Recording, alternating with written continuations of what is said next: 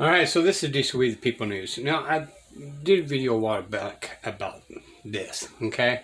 However, I got new subscribers and all that. And I do recognize that some people, officers violate people's rights, but it's not enough for attorneys to want to take your case. So sometimes you may have to do this on your own to get any type of remedy.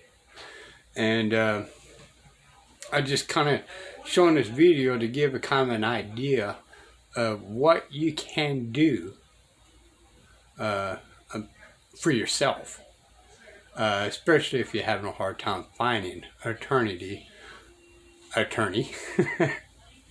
for your case, right? Because again, it's got to be pretty severe to get attorneys involved, but we don't want these things severe. Right? We want to keep it at a minimum and at bay and let them know there is still consequences, people. Officers, attorneys, judges. Alright? We don't want to wait to be attacked severely to get a freaking attorney. Alright. Here's just an idea. Okay? To recover damages for injury to his person or property or because of the deprivation of any rights or privileges, all right, and I don't like privileges, but rights, right here, say no more. That's good enough for me, all right, of a citizen of the United States by any act done in furtherance of any conspiracy mentioned, all right, to recover damages from any person who fails to prevent or to aid in preventing any wrongs mentioned. So when you're asking for the supervised officer and he comes over and says, hey, I know what they're doing is wrong, but, I'm just going to let him do what he's doing. All right, we got an issue with that, right? And it doesn't ask to be necessarily a United States citizen because it says to any person, you just have to read a little bit further, to redress the deprivation under the color of law, any state law, statute, ordinance, right? I'm showing you where you're going to show this court it's got jurisdiction. Regulations, custom, or usage of any rights, just rights alone, okay? Privileges and immunities are for United States citizen. Men have fucking rights, all right? So we don't mention the privileges and immunities because we don't give a shit about privileges and immunities, okay? Secured by the Constitution of the United States or by any act of Congress providing for equal rights, right, of citizens or of all persons. This could be citizens of the United States, the little tricky rat bastards, or of all persons, all right, within the jurisdiction of the United States, to recover damages or to secure equitable or other relief under any act of Congress providing for the protection of civil rights, including the right to vote. Okay? It says, for the purpose of this section, the District of Columbia shall be considered a state. What? Where's the 51st fucking star? It don't exist. All right? So they're talking about United States citizens. But here it says, or other persons. All right? So just want to point that out to you. Any act of Congress applicable exclusively to the District of Columbia shall be considered to be a statute of the District of Columbia. So they're blending jurisdictions here, but this is how you can get into that court. Right there. And you're showing them that they have the jurisdiction, okay? Now let's look at something else here. I don't know if I'm helping you out any or not, but I just wanted my main purpose was just to show you how to bring a claim. It's real simple. It's so simple, a primitive ape can do it. All right? Title 28, U.S. Code, subsection 1331, federal question. The district court shall have original jurisdiction of all civil actions arising under the Constitution, laws, or treaties of the United States. I like this one a hell of a lot better than I like 1343. Okay, 1343, the way it reads, leads me to believe it's dealing with 14th Amendment citizens. I like bringing the claim under 1331 where we're showing the district court shall have original jurisdiction of all civil actions arising under the Constitution. That's constitutional law violations, constitutional protected right violations, laws established by the Constitution, or the treaties. Okay, treaties have a shit ton of power, ladies and gentlemen, of the United States. Real simple. I'm gonna go ahead and I'm gonna show them where this court has jurisdiction. I'm gonna copy this. I'm gonna turn around and I only need show them where they're getting their jurisdiction. Okay? Why this court has jurisdiction? It's right here.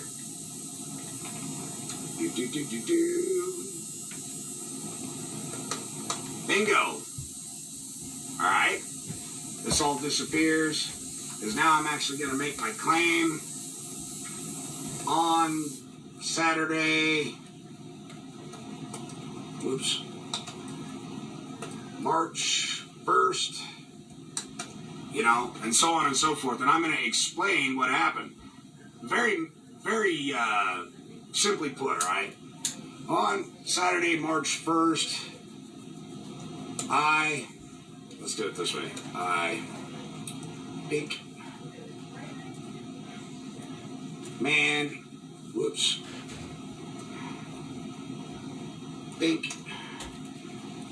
Derek. All right, I only got to use my first name on this at this point because my name's up at the top. Derek was caused harm by way of trespass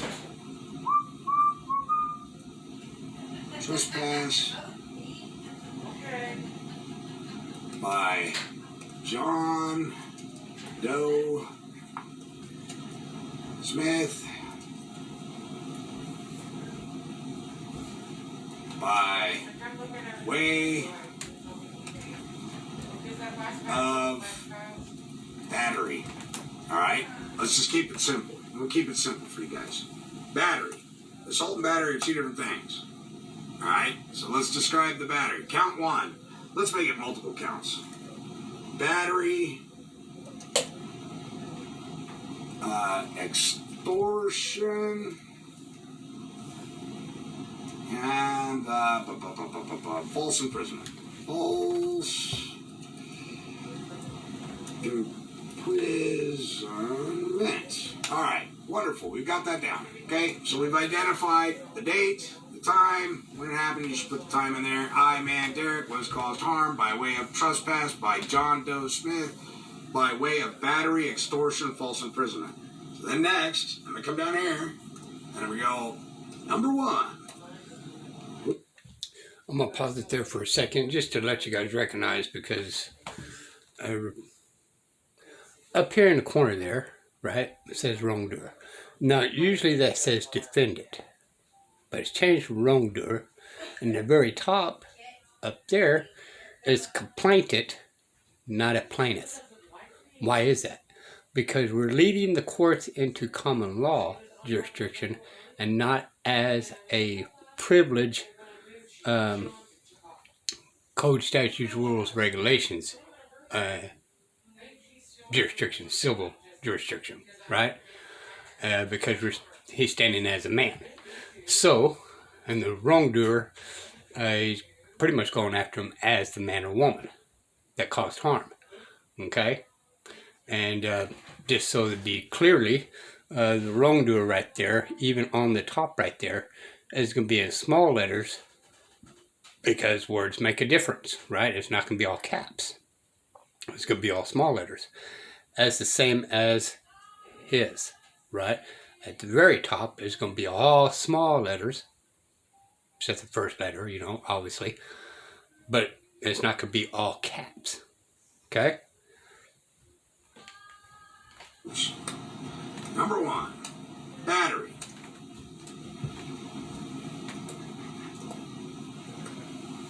John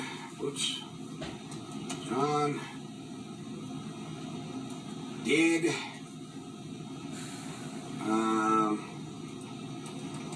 batter I when he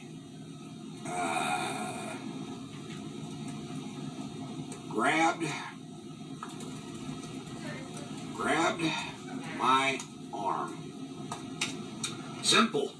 You don't have to get into the bloody details. We don't have to go into bloody details, but sometimes we need to go into bloody details, right? Since that name has been all the way up top there, it doesn't have to be John down here. Unless there's going to be several different names, you got to define the several different names. It could be wrongdoer because the wrongdoer has already been recognized up there at the top, right? So when you put that name right here, John, you could change it. Wrongdoer did battery.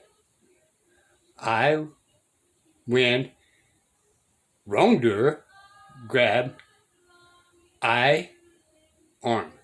You can go my, but if you're going to be specific, you want to be specific to every little details, right? Arm, right? It is being exactly specific to I. Just saying, words matter. Battery. Count 1 is battery. All right? So you can do this too. You go count 1, battery.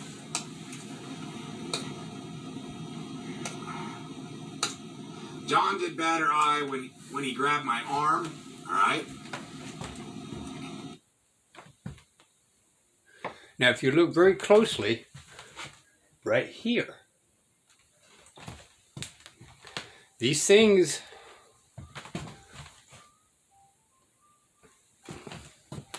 are extremely important. It's so minute, but it has so much weight and volume to it when it's on this paper, right? You think it doesn't make a difference, but it does, in fact, make a difference. Count 2. Extortion.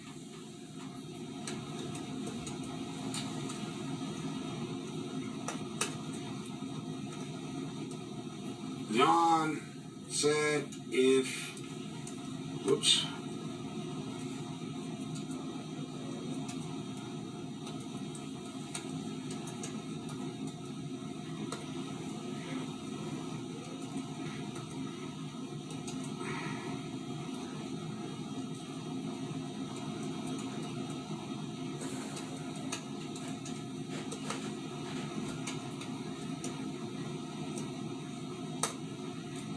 Count 3.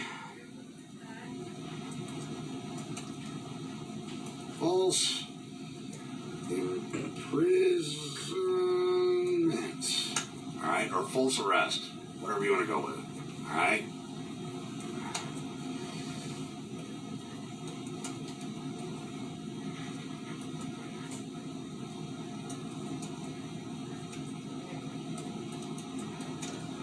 Whoops. Without probable, cause. All right, you stop me from moving without probable cause. Okay, no reasonable articulable fact, no reasonable articulable suspicion that I was engaged in a crime, no warrant, no grand jury indictment, no APB out on me. All right, that's how simple your claim is. Okay, to get your court case docket, I showed you earlier how to do that. Now you got your court case docket. Now you're going to show how this court has jurisdiction. Okay, this is federal court, of course. Your state and local courts are going to be a little bit different. You're going to have to go find a statute that grants rise for it, but it's going to be found in your Bill of Rights. Okay, Bill of Rights. You can use the Constitution as the grounds for bringing your claim. Okay, then you're just going to give a short brief about what the counts are. On Saturday, March 1st, I, man, Derek, was caused harm by way of trespass, by way of John Doe Smith, by way of battery, extortion, false imprisonment. Count 1, battery. John did batter I when he grabbed my arm. Count 2, extortion. John said if I failed to sign, he would take me to jail. That's extortion, okay? He's extorting my life source energy from me, forcing me to sign something that he himself can't even explain. Then count 3, false imprisonment. He stopped I without probable cause. Okay, he didn't have a warrant. Those are my 3. Now I can go create. So this is going to be my claim, right? That's my claim. And then I'm going to do either an affidavit in support of claim, or I'm going to do a statement of facts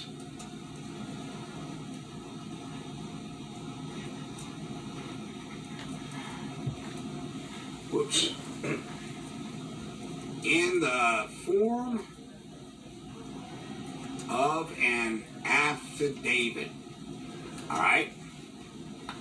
Now I want to show you guys something cool. All right. So now we've made it to this point. All right. We got our counts here, and we're gonna send this off to old dear Johnny boy, who's gonna shit himself when he gets it. They're gonna, you know, as the prosecuting attorney that he works for will say, well, you know, you probably should seek the advice of a lawyer at this point. I work for the county, unfortunately. I'm not allowed to help you on this matter, and because he changed the jurisdiction from the local county to the federal, you're going to have to go hire a federal lawyer. Their retainers are typically $25,000 to $30,000, depending on what you're doing. If you look for Johnny Cochran, you might be upwards of, you know, somebody of Johnny Cochran's caliber, upwards of $60,000 retainer, depending on the severity of the claim, right? Okay, and in your initial claim,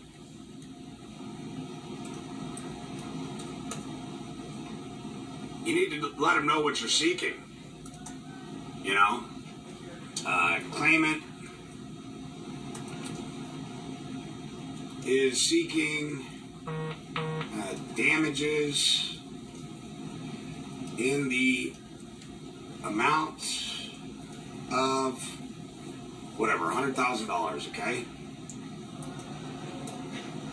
Now, I'm going to show you a cool little trick, because I know what it takes to make a negotiable instrument negotiable. In the amount of some... Which is very important, right? Because if you actually do this and you ask them, if they say $100,000 with you, right, you can challenge that and say, okay, what species are you preferring to, right? If they don't write it up correctly, right? All bills that you are receiving is not Pacific. So what instrument, what species are you referring to? So what he's doing is correct. He's defining it, making sure they just don't go in there and say what species. He's creating the species part of it. Certain. Remember these words. Some certain. 100,000 United States dollars. Now, this is important because by making this claim this way, it is now a negotiable instrument. Now, I'm going to claim $100,000. That being said, I may or may not, after dollars, go and or the sum weight of equal value of silver and or gold. Okay? Giving them options. If you want to turn it into a real bill of particulars, each count you should associate the number with. So let's just, for the sake of argument, let's just illustrate this be 25,000 for this one, okay? And we'll use this so it doesn't appear on the page, type of deal. And we'll do 25,000 for this count, all right? And these are way undervalued, by the way. And we'll do 50,000 for this one. We're just gonna make this a true bill due and owing. Whoops, what did I do here? 50,000. Whoops.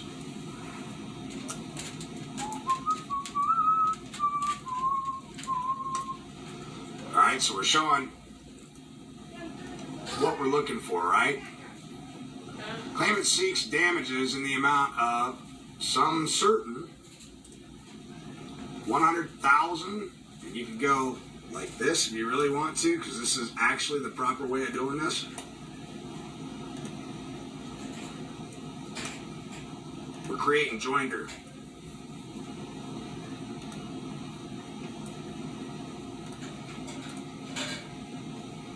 Went out 100,000 United States dollars. All right.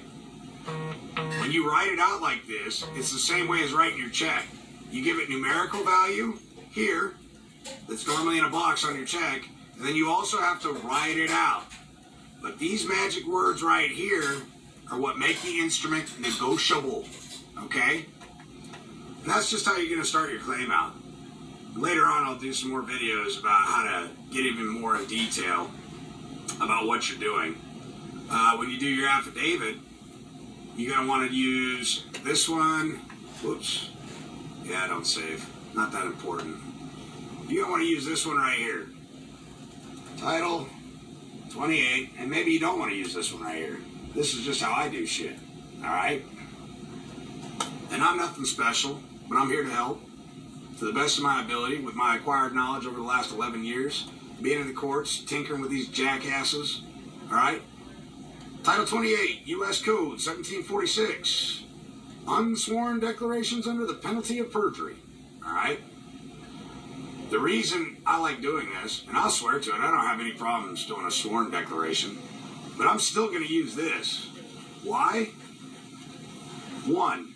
If executed without the United States, I declare or certify, verify, or state under the penalty of perjury under the laws of the United States of America that the foregoing is true and correct, executed on such and such date. Right? Because I'm not privy to the privileges and immunities of a U.S. citizen. In fact, I have rights. Okay? I don't have privileges and fucking immunities. I can give two shits about their privileges and immunities. So again, I'm using Title 28, U.S. Code 1746, 1, Subpart 1. Now, check this out. In Subpart 1, they give us something real cool. They give us Subpart 2, so we can use it as a comparison. If executed within the United States, if you're a 14th Amendment slave, this is what you need to be using, number 2. All right? If you're whining and crying and bitching about your handlers, fiddling around with your privileges and immunities, then you need to use number 2, okay? Because it deals with the United States. Its territories, possessions, Commonwealth, I declare or certify or state under the penalty of perjury that the foregoing is true and correct, executed on such date. Do you see the difference between 1 and 2? And if there wasn't a difference between them, then there wouldn't be 2. That's the point I'm trying to make here. All right? So, just to let you guys know, it's his camera focusing in and out. Okay? Not mine at this particular time and present. Whenever, under any law of the United States or under any rule, regulation, order, or requirement made pursuant to law, any matter is required or permitted to be supported, evidenced, established, or proved by the sworn declaration. Okay? When you bring your claim, it needs to be supported by oath or affirmation in the form of an affidavit or a statement of facts. Okay? And with that, I love you guys. I hope that helped you out. I deleted it, unfortunately, so I can't just bring it back up. My apologies for that. Let's talk about legal standing before we go. All right? Because this is due process of law, and this is going to help you understand how easy it is to bring your claim. The legal right. Now, he's going to read it, but if you back up and try to pause it just right, it'll show you where he was reading it from. But this is not my camera that kind of cut this off a little bit. It's his. Okay? But if you go back a little bit and pause it just right, you'll see where he's reading it at. All right. To initiate a lawsuit, okay? To do so, a person must be sufficiently affected by the matter at hand. Okay? As a prosecutor, was he egregiously caused harm and the claim that he's bringing on behalf of his imaginary fucking client? No, he wasn't. Does he meet this criteria? No, he doesn't. All right, then. And there must be a case or controversy that can be resolved by legal action. All right? Let's go on a little bit further. There are 3 requirements, 3 of them, for Article 3 standing. This is where you want to be. This is where your rights are upheld, ladies and gentlemen. 1, an injury in fact. So your affidavit has to state the actions that led to an injury causing harm, damage, and loss. Okay? Which means an invasion of a legally protected interest that is a concrete and particularized bill of particulars. You got to name them out one by one by one. It doesn't include a long, sad sob story about how it made you feel like you had sand in your vagina. Okay? We are only talking about facts and facts alone. I don't care how the fuck it made you feel. It made me feel nervous when he turned on his lights and he pulled his gun. No, wrong. If you're writing shit like that, cross it out and start over. He initiated a traffic stop without probable cause, without reasonable articulable suspicion, without a reasonable articulable fact, without a warrant. Okay? And that's how you would address that. And B, actual or imminent, not conjectural or hypothetical.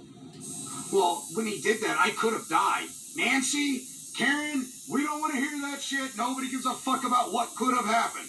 All we care about is what did happen. And what did happen is he stopped you and violated your unalienable rights to go from point A to point B unimpeded. Okay? Under the color of law, under the color of authority, that he had the ability to do so by being a state actor. Okay? That's what we care about. 2, a casual relationship between the injury and the challenged conduct, okay, which means that the injury fairly can be traced to the challenged action of the defendant, wrongdoer, right? Showing you how to write up your affidavit. This will make you guys fucking bulletproof. And has not resulted from the independent action of some third party. That's important. You see the reason you can't sue a police officer, state trooper, governor? Those are all titles. It's all a third party realm and fiction in the legal land, all right? So who bothered you? Who caused you the loss of your rights, freedoms, and liberties? Okay? John Doe Smith, who at times acts like an officer. He acts. He's acting like a theoretical play, okay? He was acting.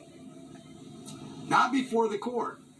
And 3, a likelihood that the injury will be redressed by a favorable decision. Well, if he violated your rights and he took an oath of office, which they did, okay, he is more stringently bound to know the law, all right? Which means that his actions caused you a harm. Which means that the prospect of obtaining relief from the injury as a result of favorable ruling is not too speculative, all right?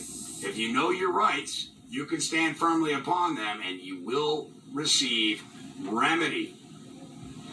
The party invoking federal jurisdiction bears the burden of establishing each of these elements. All of them, 1 through 3, right here. I'm being so sweet and so nice to just give them to you. And here, I'm even giving you the supporting case sites. Okay? Not case law, case precedent. Case sites that support this. The law of void judgments and decisions. We're not going to get into that. I just wanted to show you your standing. What it takes to have standing. First-hand perfected knowledge of the facts. Okay? There can't be any third party involved. It's you and the wrongdoer. And with that said, I love you. Thank you for all your support. There you guys go. That is part. Okay, this was where the storm clouds. I don't know why this is stuck in my head. Where the storm clouds are gathering. Okay, let's see if we can show this a little bit better for y'all. I don't know if it's going to show up very much on there, his description and all that. A little bit more there. Alrighty. Back up a little bit. Anyway, it's where the storm clouds are gathering. Okay, so check him out if you want to learn a little bit more. Okay, it's up to y'all. These will be the People News. Bye.